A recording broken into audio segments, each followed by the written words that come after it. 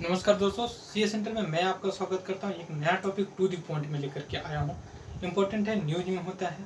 Question पूछे ना पूछे, लेकिन हमें न्यूज़पेपर समझने के लिए ये टॉपिक काफ़ी इम्पोर्टेंट होता है। क्यों? क्योंकि ये अभी न्यूज में अभी नहीं, बहुत पहले से हमेशा रहता है।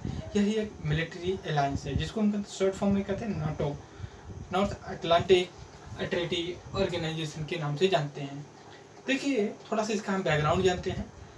अगर आप 1945 से पहले देखें तो ब्रिटिश कॉलोनी हुआ करता था ऑलमोस्ट आधी वर्ल्ड। उस समय ब्रिटिश का वर्चस्व हुआ करता था, लेकिन सेकेंड वर्ल्ड वार के बाद ब्रिटिश का डिकोलाइजेशन हुआ और उसकी जो वर्चस्व था पूरे विश्व में, जहाँ पे कभी सूर्यास्त नहीं हुआ करता था, वो देश एक छोटे से आइलैंड में सिमट करके रह गया। उसी के दरमियान दो मेजर पावर निकल करके आती हैं। उनमें एक अभी तक है यूनाइटेड स्टेट ऑफ अमेरिका। दूसरा निकल करके आया यूएसएसआर, सोवियत संघ। 45 से ही इन दोनों के बीच एक आइडियोलॉजिकल लड़ाई हो रही थी। जब वर्ल्ड वार सेकेंड खत्म हुआ तो पूरा वर्ल्ड दो धड़ों में बट गया था, एक कैपिटलिस्ट और दूसरा सोशलिस्ट।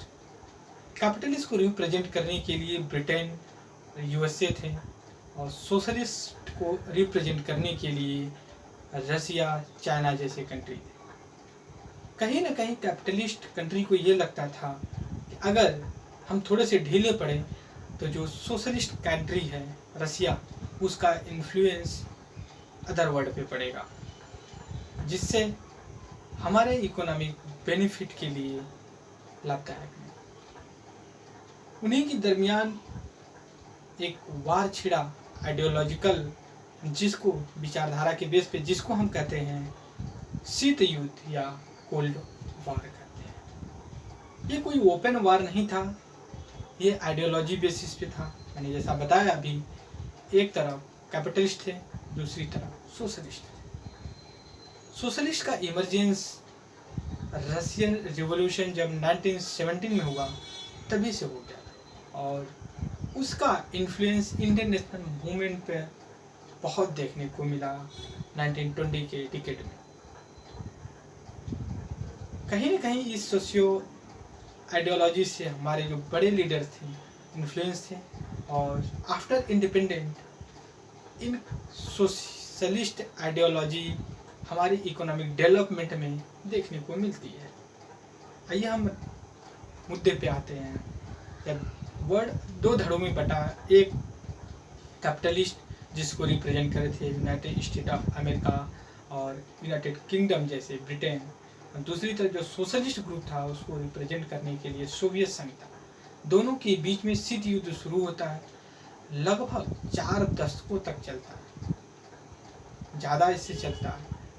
और जो कैपिटलिस्ट थे वो एक ऐसा अलायंस बनाए जो कि मिलिट्री बेस पे था। जो कंट्री इसमें पार्टिसिपेट करता, इसका मेंबरशिप लेता था, उसकी सिक्योरिटी की रिस्पॉन्सिबिलिटी सबका कलेक्टिव हो जाता था। वैसे उसका नाम पड़ा NATO, north Atlantic treaty organization. उसी के विरोध में, उसी के जवाब में सोशलिस्ट ग्रुप रसिया ने भी ये मिलिट्री अलायंस बनाया जिसको वर्सोवा पैक्ट बोलते हैं। वर्सोवा पैक्ट भी एक मिलिट्री अलायंस सोशलिस्ट ग्रुप से था। इन दोनों के बीच में लगभग 4 दशकों तक आइडियोलॉजिकल कई वार लड़े गए, जैसे वियतनामी वार लड़ा गया, क्यूबा क्राइसिस देखने को मिली है। अंततः आकर के 1991 में शीत युद्ध खत्म होता है। उसी के कुछ समय के बाद वर्सोवा पैक्ट खत्म कर दिया जाता है, जो सोशलिस्ट ग्रुप को रिप्रेजेंट करता था। लेकिन नाटो ग्रुप अभी तक बना हुआ है, और इस समय न्यूज में इस वजह से है कि रसिया का इन्वेजन यूक्रेन में है। उसने डिक्लेयर कर दिया 4 रीजन कि ये यूक्रेन का पार्ट नहीं, अब ये जो है कि रसिया का पार्ट है।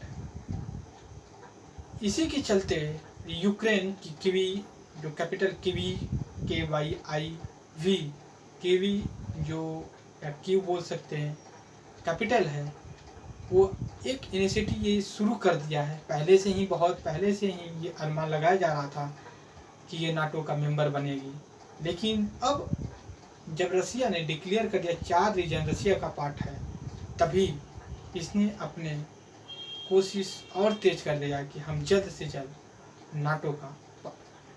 आइए हम देखते हैं कि नाटो कब, कैसे, कहाँ तक भी।